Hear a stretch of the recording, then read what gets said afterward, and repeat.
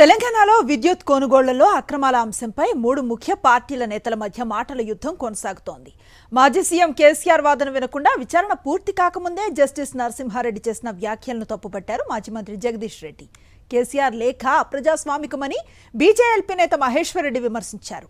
అక్రమాలపై చర్యలు తీసుకోకుండా సీఎం రేవంత్ రెడ్డి కాలయాపన చేస్తున్నారని ఆరోపించారు ఎంపీ లక్ష్మణ్. వారు జడ్జి కాకముందు కొంత తెలంగాణ వాదిగా ఉన్నారు అనే విషయాన్ని మేము విన్నాం. తెలంగాణ బిడ్డగా కూడా వారిపైన కేసీఆర్ గారి గౌరవం ఉండే.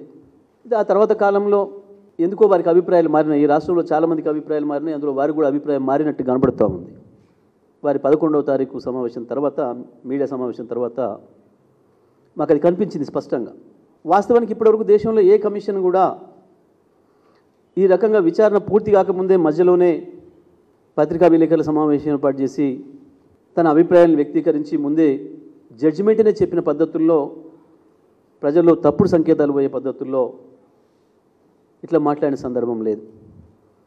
మరి ఈరోజు మీకు ఇన్ని రకాలుగా ఇబ్బందులు ఉన్నాయని చెప్పేసి మీరు సుదీర్ఘమైనటువంటి లేఖ రాసినటువంటి కేసీఆర్ గారిని మరి సిబిఐ ఎంక్వైరీకి మీరు సిద్ధంగా ఉన్నారా? మరి దానికి ప్రభుత్వం ఎందుకు సిబిఐ ఎంక్వైరీ మరి చేయడానికి సిద్ధంగా లేదు అని చెప్పి నేను అడుగుతూ ఉన్నాను. ఇదంతా కూడా మీరు ఆడుతున్నటువంటి ఒక నాటకంగా మేము భావిస్తూ ఉన్నాం.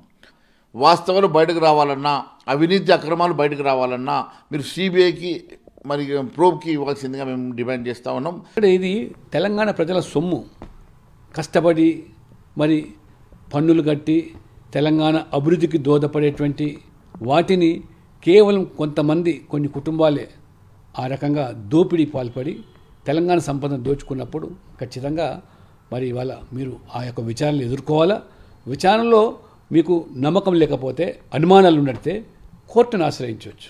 కాబట్టి ఇంకా చాలా కాళేశ్వరం లాంటి ప్రాజెక్టులో సిబిఐ ఎంక్వైరీ జరపాలని మేము డిమాండ్ చేస్తున్నా